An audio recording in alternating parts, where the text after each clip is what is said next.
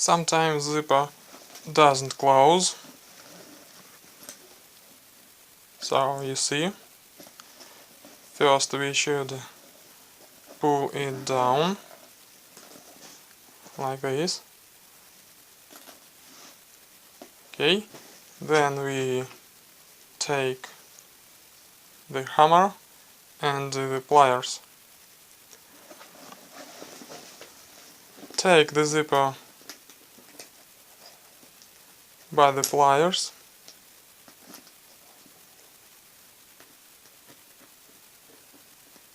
this way, keep it tightly, and hit the zipper by the hammer slightly sometimes. Okay, that's enough. And let's see if it helps.